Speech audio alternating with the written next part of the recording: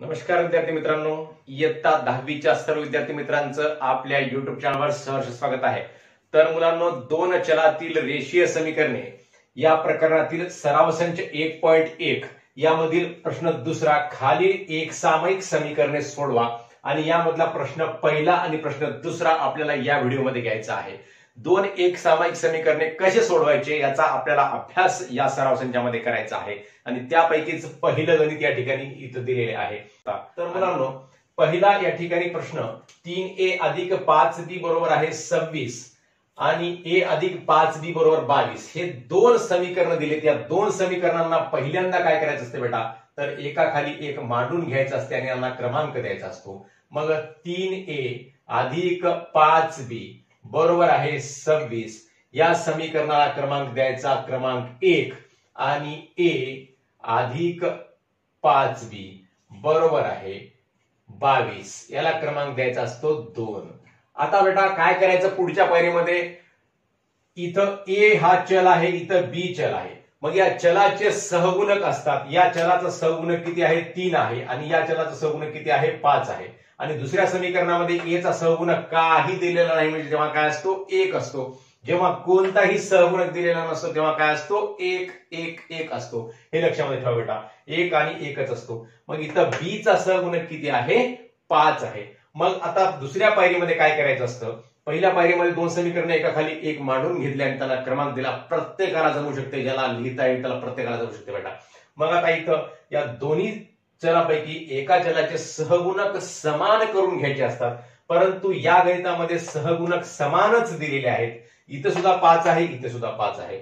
मग सहगुणक समान असताना या दोघांचं चिन्ह सुद्धा बघायचं। दोन्ही सहगुणकांचं चिन्ह सुद्धा समान असेल तर या दोन समीकरणाची काय करायची असते बेटा, तर वजाबाकी करायची असते। म्हणजे वजाबाकी केल्यानंतर याचं काय होते, आपोआप निरसन होते। म्हणजेच काही करून आपल्याला या दोन चलापैकी एका चलाचं निरसन झालं पाहिजे, ते चल कटलं पाहिजे, म्हणजे आपल्याला दुसऱ्या चलाची किंमत प्राप्त होते।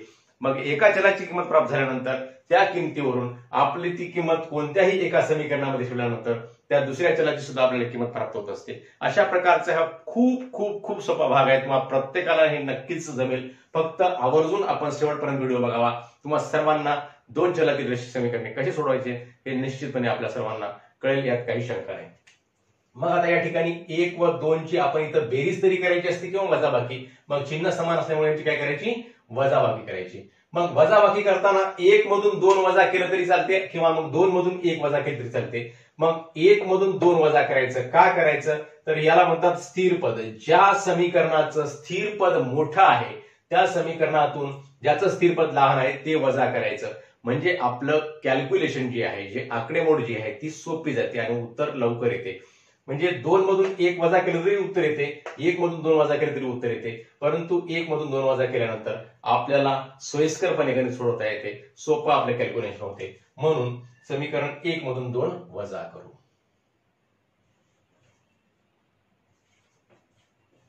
समीकरण 1 मधून 2 वजा करू।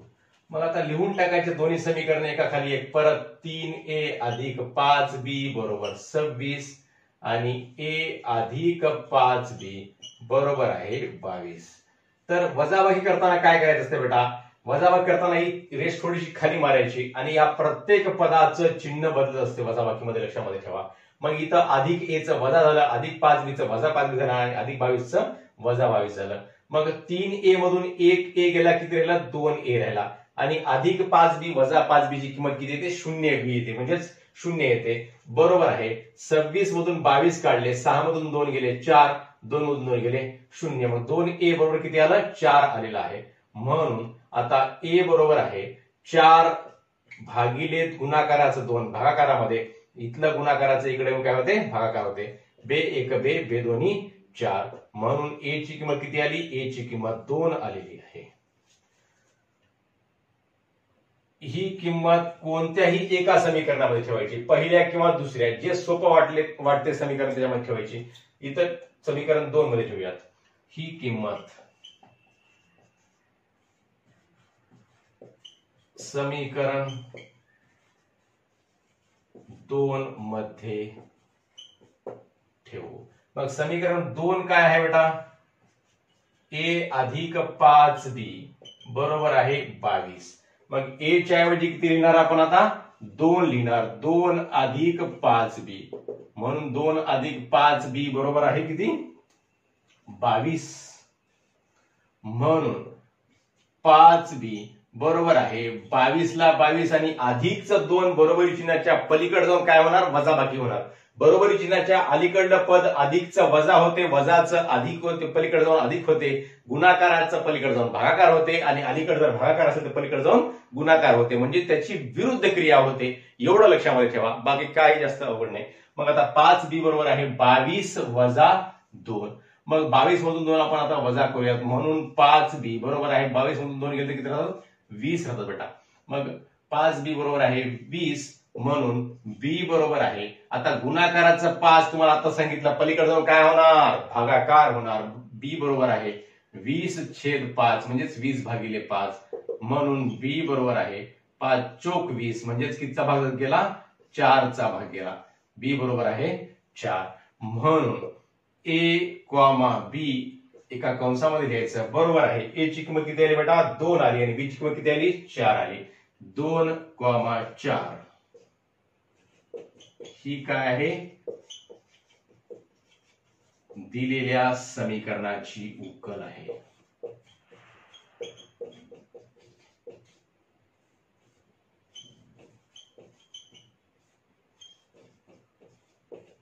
अशा प्रकारे हे 2 चलातील रेषीय समीकरण सोडवायचे असतात। खूप सोपा भाग आहे। असं आपण पहिले गणित सोडवलं आहे, लगेच आपण आता दुसरं गणित सोडवूयात।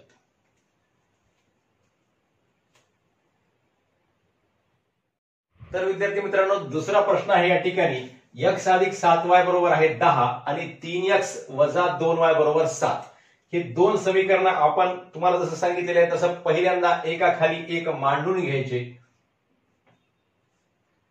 x अधिक 7y बरोबर 10 आणि यांना क्रमांक द्यायचा। हे आहे क्रमांक 1 चं समीकरण आणि दुसरं कोणतं आहे? 3x वजा 2y बरोबर आहे 7 हे आहे क्रमांक 2 चं समीकरण। पुढच्या पायरीमध्ये काय करायचं असते बेटा? यांचे सहगुणक समान करायचे। आता इथं x चा सहगुणक 1 आहे, इथं x चा सहगुणक 3 आहे, इथं y चा सहगुणक 7 आहे, इथं y चा सहगुणक 2 आहे। मग अशा वेळेस यांचे सहगुणक समान करण्यासाठी काय करायचं? समान एखाद्या वेळेस दिलेले असतील तर सरळ बेरीज किंवा वजाबाकी करायची असते, परंतु समान दिलेले नसतील तर त्यांना समान करून घ्यावं लागते। मग समान करून घेण्यासाठी आता इथं बघा x चा सहगुणक 1 आहे, म्हणजे समीकरण 1 ला इथं 3 न जर गुणलं तर इथं याचं 3x मध्ये रूपांतर होते। मग एखाद्या वेळेस या पहिल्या समीकरणाच्या पटीमध्ये दुसरं समीकरण नसते आणि दुसऱ्या समीकरणाच्या पटीमध्ये पहिले नसते, अशा वेळेस दोन्ही समीकरणांना परस्परांमध्ये गुणावं लागते। परंतु या उदाहरणामध्ये पहिल्या x च्या 3 पटीमध्ये हे दुसरं समीकरण आहे, दुसऱ्या समीकरणातल्या x चा सहगुणक आहे। मग समीकरण 1 ला किती न गुणायचं बेटा? 3 न गुणायचं, म्हणजे x चे सहगुणक पहिल्या समीकरणामध्ये आणि दुसऱ्या समीकरणामध्ये दोन्ही ठिकाणी कसे होतील? समान होतील, सारखे होतील। मग समीकरण 1 ला आपण 3 ने गुणू।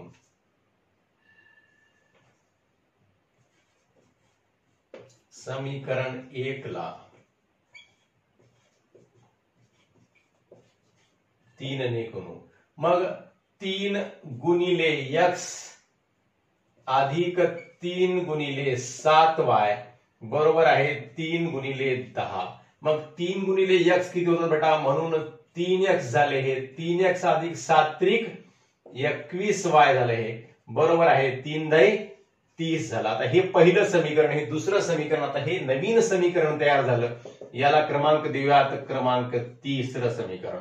मग आता समीकरण 1 पासूनच तिसरं समीकरण तयार झालं। मग 1 ला थोडंसं बाजूला ठेवून टाकायचं, कारण 1 ला आता या विचारामध्ये घेता येणार नाही। मग समीकरण 2 आणि 3 चा विचार केला तर या दोन्ही समीकरणामध्ये x चा सहगुणक कसा आहे? समान आहे, सारखा आहे, आणि इथं y चा सहगुणक भिन्न आहे। मग समान सहगुणक झाल्यानंतर काय करायचं असते? एक तर या दोन समीकरणांची बेरीज करायची किंवा मग वजाबाकी करायची।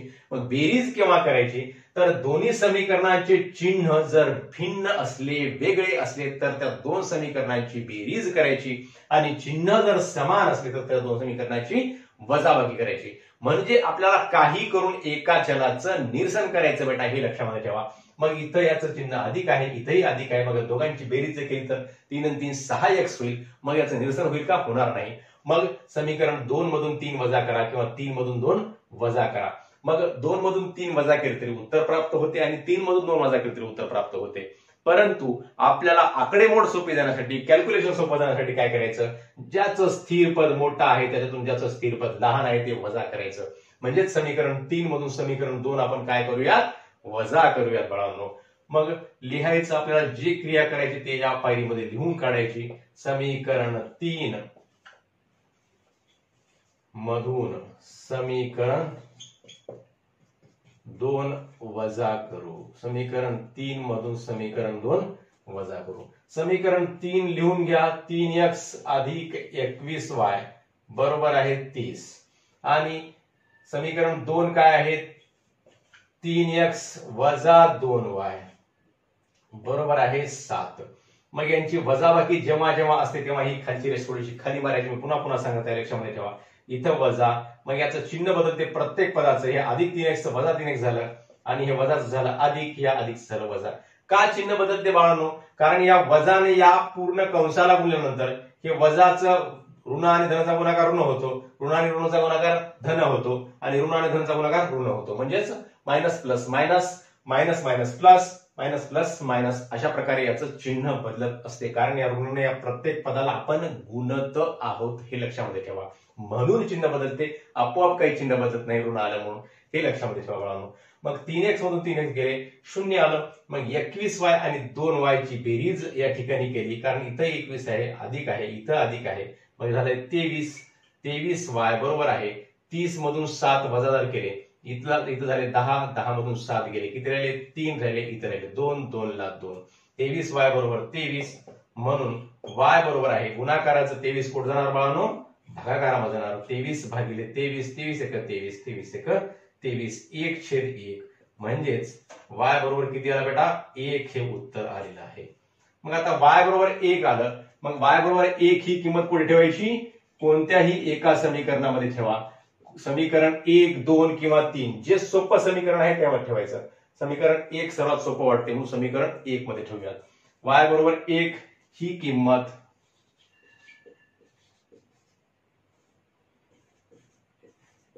समीकरण 1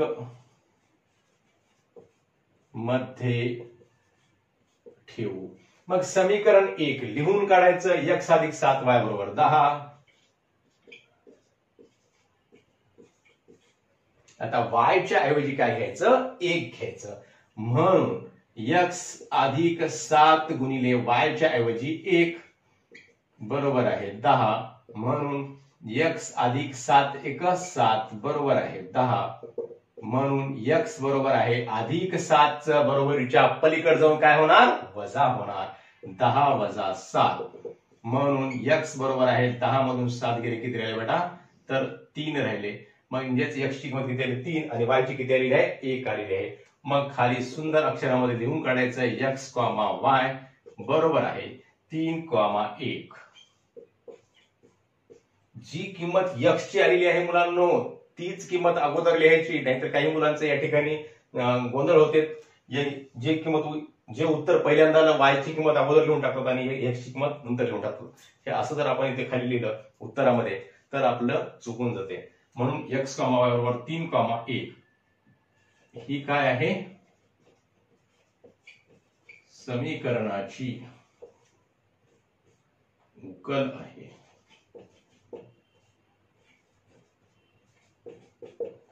तर मुलांनो, अशा प्रकारे आपण या सराव संच 1.1 मधला दुसरा जो प्रश्न आहे, खालील एक सामान्य समीकरण सोडवा, यामधला प्रश्न पहिला व दुसरा या ठिकाणी सोडवलाय.